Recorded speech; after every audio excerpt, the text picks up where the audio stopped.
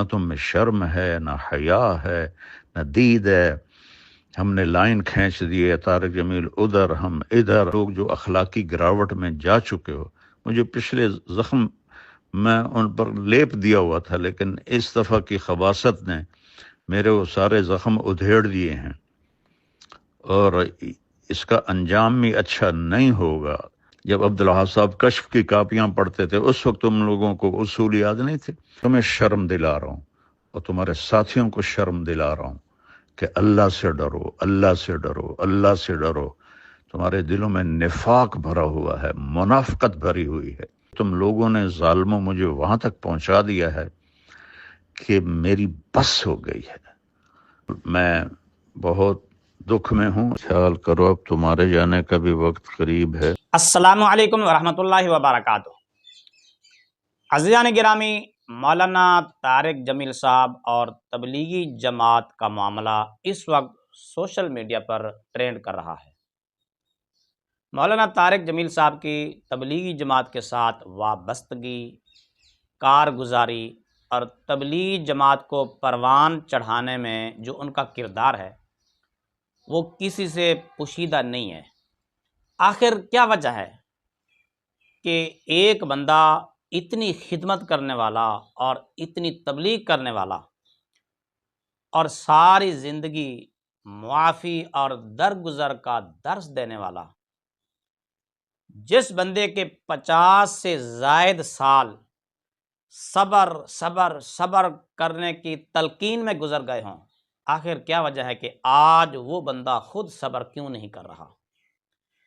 آخر کہیں تو ایسا زخم لگا ہے نا جو اتنا درد محسوس کر رہے ہیں مولانا صاحب۔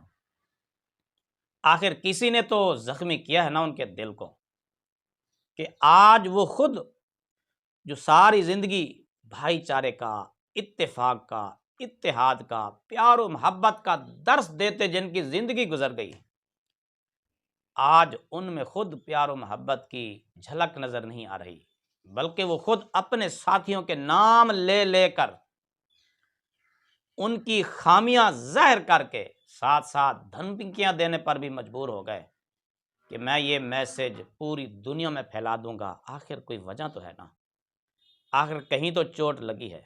آخر کیا وجہ ہے مولانا صاحب اتنا درد تکلیف کیوں محسوس کر رہے ہیں کہ صبر کی تلقین کرنے والے آج خود صبر کیوں نہیں کر رہے اور اتنا قدم اٹھانے پر کیوں مجبور ہو گئے؟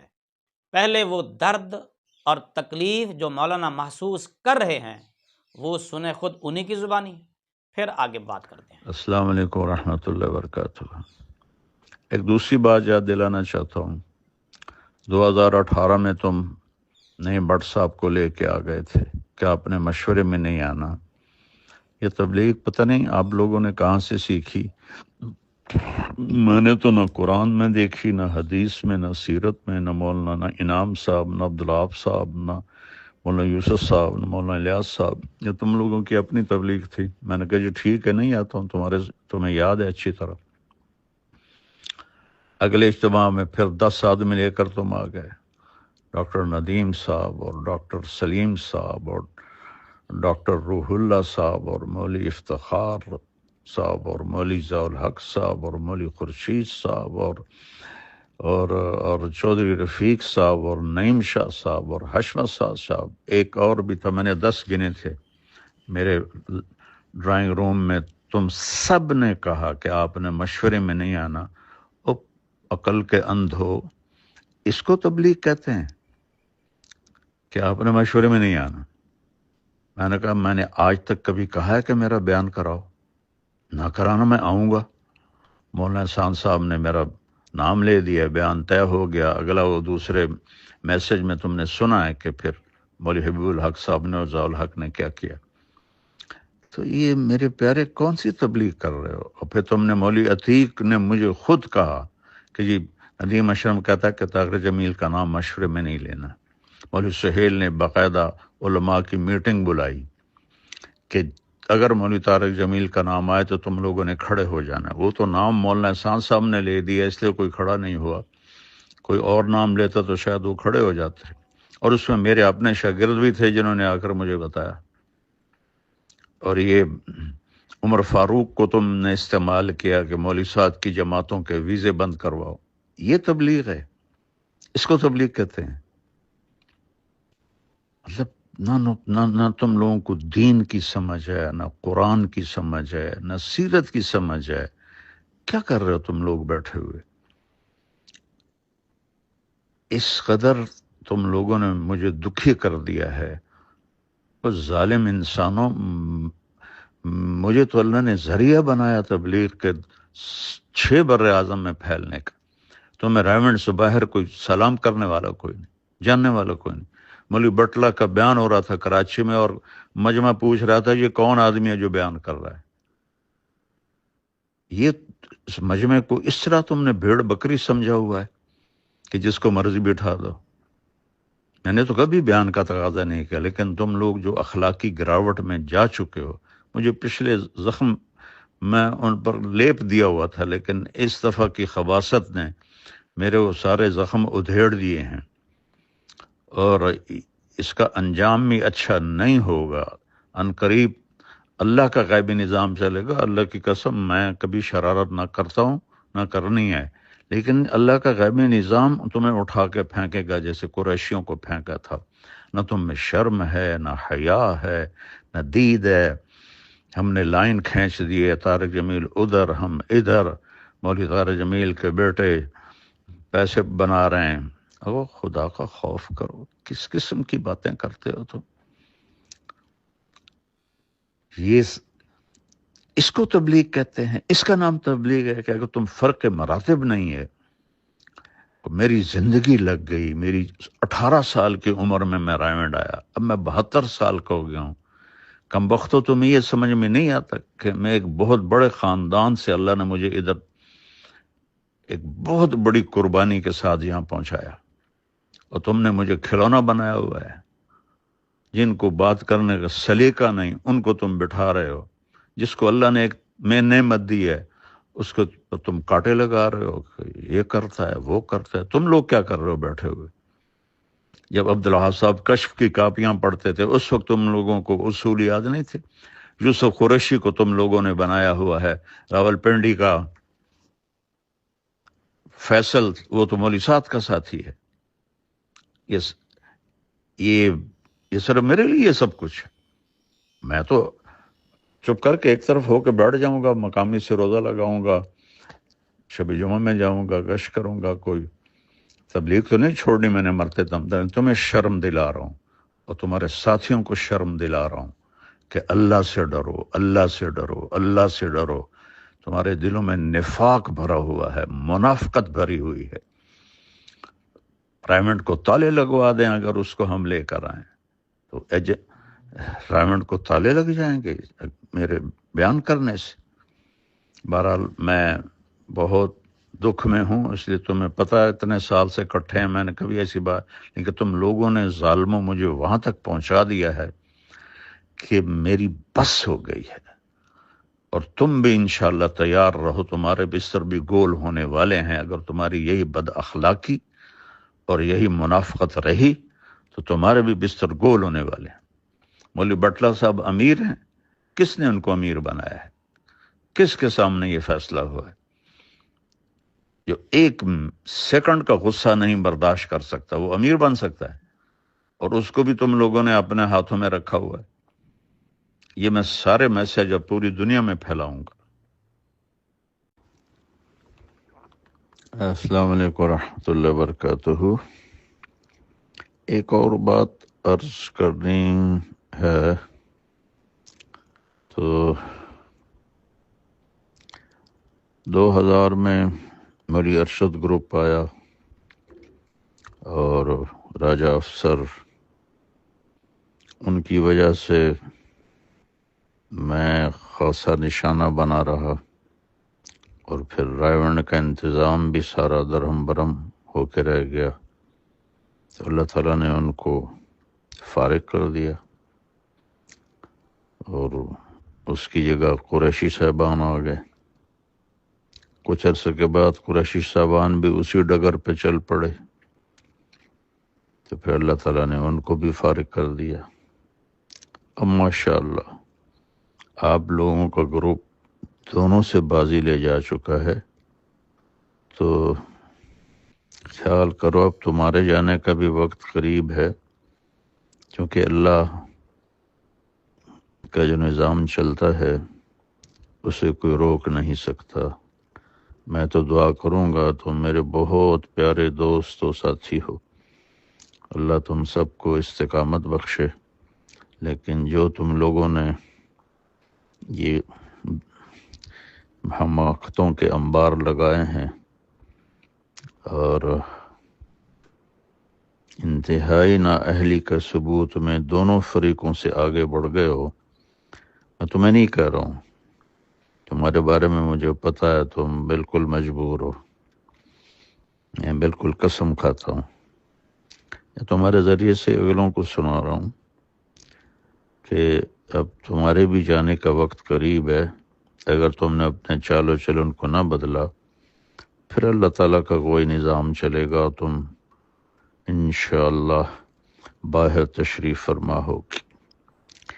یہ بھی کبھی ہوا یار تم لوگوں نے مطلب بےہودگی کی حد کر دی اور بد اخلاقی کی حد کر دی، جس میں تبلیغ کی ہوا ہی نہیں لکھی؟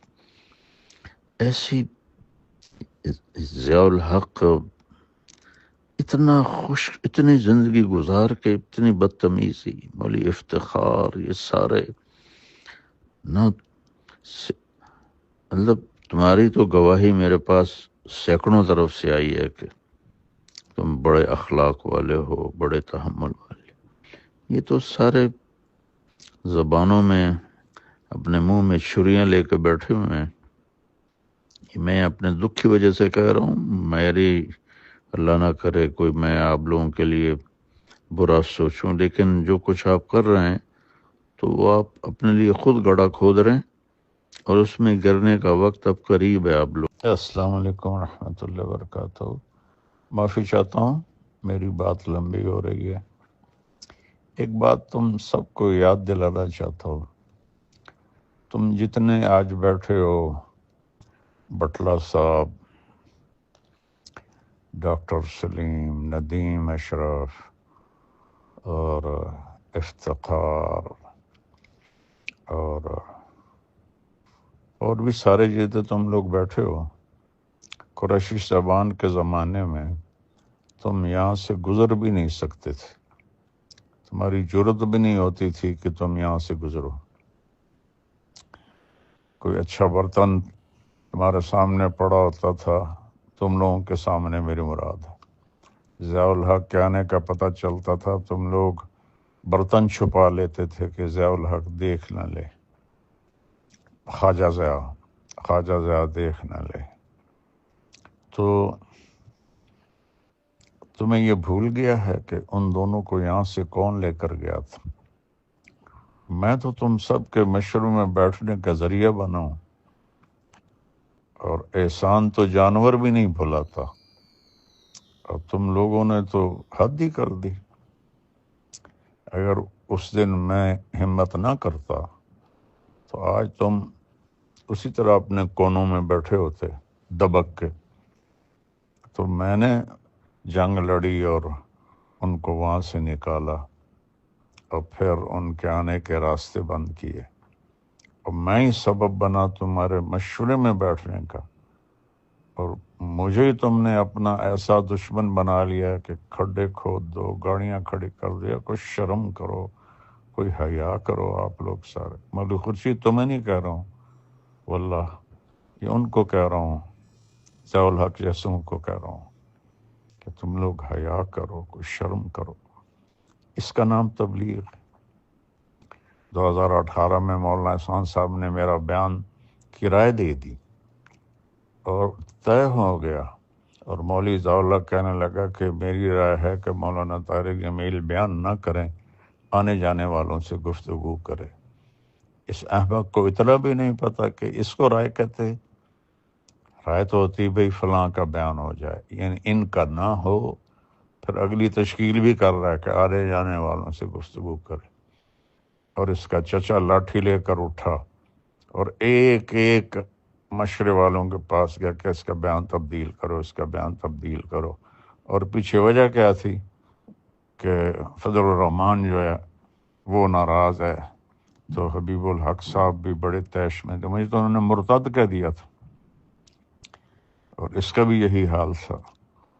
تو اذا وسد الامر اذا غیر اہلہ فانتظر الساعہ، ان بے وقوفوں کو یہ نہیں پتا کہ میں ان کے مشورے میں بیٹھنے کا واحد میں سبب ہوں، اور یہ میرے ساتھ اس قسم کی بدتمیزی، بد اخلاقی، واہیاتی کرتے، تو اس لیے میں تو بالکل نہیں چاہتا ہوں، لیکن میں کہہ رہا ہوں تمہیں کہ یہ سارا گروپ اس ڈگر پہ پہنچ چکا ہے کہ یہ انشاءاللہ جائیں گے یہاں سے ضرور۔